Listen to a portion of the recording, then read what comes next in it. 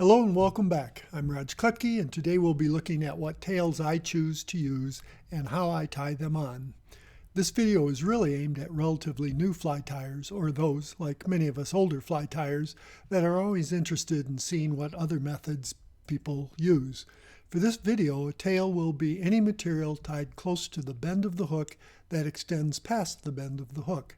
Occasionally, I may use the word tails, the plural, if we're counting the number of elements, such as in split tails. I've discussed the distinction between a placement wrap and tie-in wraps in previous series, but if you're not familiar with this, the concept will likely become clear as we continue. The fly tying tail may represent an actual tail of an organism that we're trying to imitate, but may also represent a shuck, even of organisms that don't have tails. And who knows what the tail of a woolly bugger represents? I like to think it represents the frontal appendages of a crayfish scooting backwards, but what I think and what trout think may not be the same. For a fly tyer, besides imitation, the tail may have additional roles. These roles help determine what materials we use and sometimes how we tie the materials in. Most common tails can be thought of as bunched or split. Let's start with the bunched. When tying in a bunched tail that I can cut to length later, such as Zelan or Antron shuck, I may not even first cover the entire hook with the thread as I've always recommended. I'll stop the thread at a tie-in point, usually in or just behind the thorax area, so my tie-in wraps won't increase the bulk at the tail end. After a couple of loose wraps attaching the material to the hook, I pull on the tail material until the front end of the material is where I don't need to cut off any excess. By putting slight traction on the tail end as I add tight wraps back to the placement point, I can keep the material on top of the hook. Without letting go of the tail end, I cut it to length, and then I can continue on with tying the rest of the fly. Incidentally, Zelan was often recommended for shucks, so that's what I started with and continue to use, but I think Antron works fine also. Note the green Antron with trapped air bubbles as opposed to the tan Zelan as they float on water. I use Antron with its air bubbles for sparkle pupas and Zelan for shucks, but that's mainly out of habit. Patterns I commonly tie this way are dry flies with the tail representing a shuck. When I don't have the luxury of being able to cut the tail to length after tying it in, I use what I consider my standard tie-in method. At a 45-degree angle, I intersect the length of the tail I want with the thread wrap at my desired placement point, with the tail material in on the near side of the hook. I then can hold the tail with my left hand, and using slight tension on this placement wrap, it will bring the tail to the top of the hook. I can then add tight tie-in wraps going forward.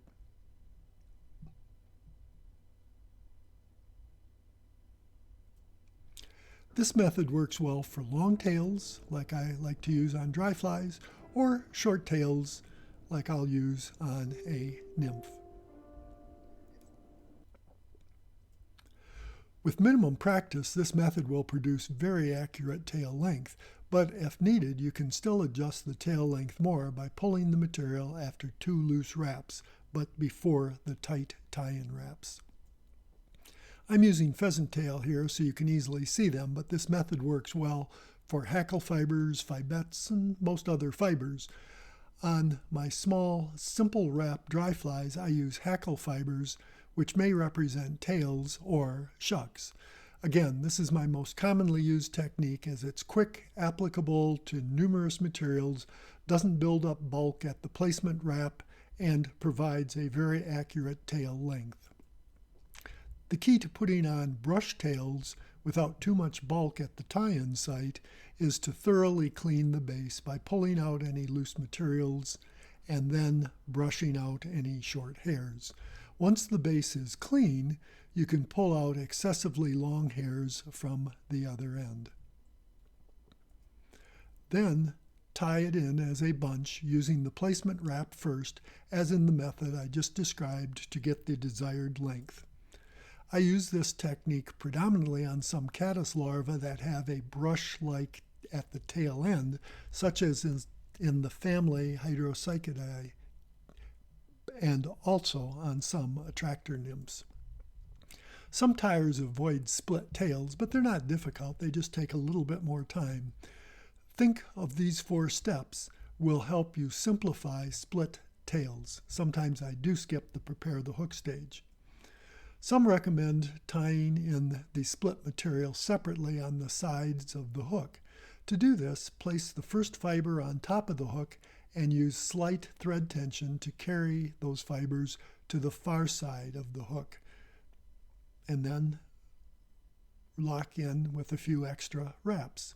Repeat the same thing, but start with the next fibers on the bottom of the hook so that the thread tension brings them up to the near side of the hook.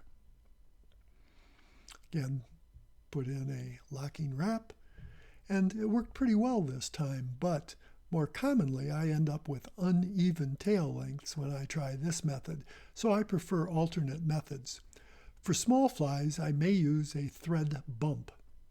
After maintaining the free end of the thread at 45 degrees to aid in my usual cover wraps, I pull the free end tight to 90 degrees at the tail end placement point and wind a small bump to help split the tail later.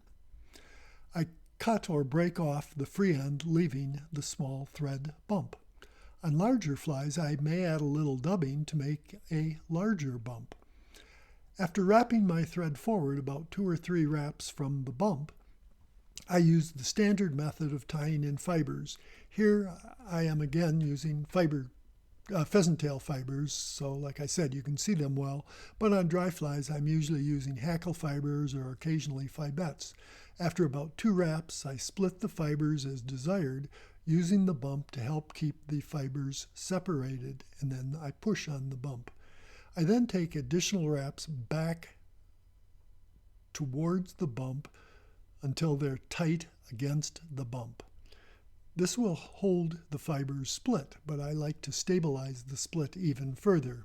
I usually do this by going over the hook and behind the far fibers, and then under the hook and up from behind the near fibers back to the top of the hook. I pull this snug, the stabilizing wrap, and then take additional wraps moving forward to lock all in place. This quick method minimizes the numbers of wraps at the tail placement point, so minimizes bulk at that site, and is the method I most commonly use to stabilize a split tail.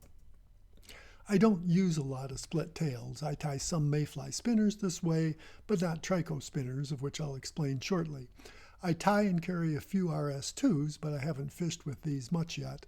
From what I read, however, I should be using them more often. Some have trouble tying split tails with goose biots. The hardest part is getting the biots to be of equal length and the concave sides facing out. Once that's done, you just put the biots so the hook shank is between them and push them up into position. Change hands and rotate the biots as a unit about 90 degrees so the biots lie on the top and bottom of the hook. With the first 2 wraps, your thread tension will move the biots to the near and far sides of the hook.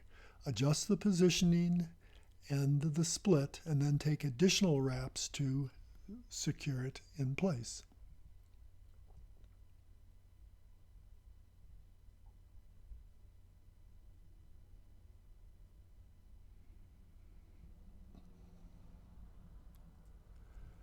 Then I wrap the thread back to the position wrap and use the same stabilization method I had used when using split tails with fibers.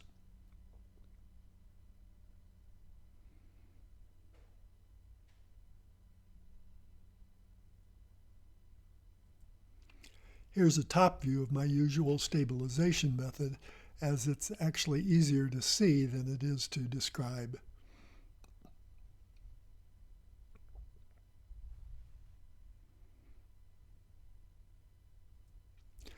I do use split biots on a few stonefly nymphs, usually in the larger sizes greater than size 10, and on prince nymphs. Often I skip the prepare the hook stage. Getting the initial split may be slightly harder, but still quite easy, and my usual stabilization method usually works fine and maintains the split. But there are other methods. One I occasionally use uses auxiliary thread. I commonly make a loop and put it on the hook before starting to tie because for me, the loop is easier to control and handle with one hand, but many just used the doubled up free end that they cut off earlier. Using the excess free end doesn't require any special hook preparation. To use this method, ideally you want the tail fibers to be mainly on top of the hook, being held in place with a tight placement wrap. But just before taking the placement wrap, push the fibers down from the top so they're pressed against the hook sides, especially when tying small flies. Start splitting your fibers and pull both sides of the auxiliary thread forward between your tail fibers and keeping one strand of the thread on each side of the hook. Don't let them become twisted. You can leave some fibers in the middle if you really desire three tails, but I never do. Put 2 wraps around the auxiliary thread that you brought forward. Adjust the width of the split by pulling on the auxiliary thread, and when you're comfortable with the split, add additional wraps over the loop, and then lock the auxiliary thread in place by bending it back and adding more wraps before cutting the auxiliary thread off. I usually do these final wraps forward on the hook to limit any bulk buildup at the tail region. Doing it in the thorax region is sometimes ideal. I only rarely use this method to split tails, but it does work quite nicely, especially on small flies like the RS2. Try it and see what you think. Some cripples and emerger patterns try to sink the tail end and float the head of the fly. A little flash may draw attention to your fly.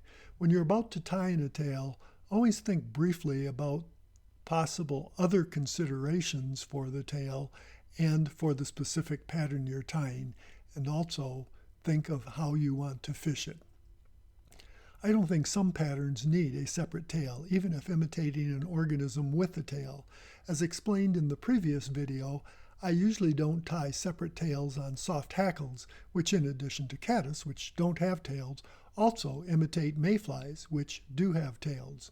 The longer soft hackle fibers I tie on, I believe, adequately represent a tail when wet. Is there a downside to tails on a fly? Some worry that long tails on streamers may cause short strikes. And I worry that stiff tails on tiny flies may cause missed strikes. So even though trico spinners clearly have tails, I actually do better using Al's tie, which is a reverse tie without a tail. This is more fully explained in my series on fly fishing hatches. Are there any special techniques that you favor for tying on tails? What are your choices? I'm leaving the next topic undefined and may or may not get in another video before the fishing season opens. Any special topics you would like me to attempt to try? I'm Raj Kletke, and I'll see you soon.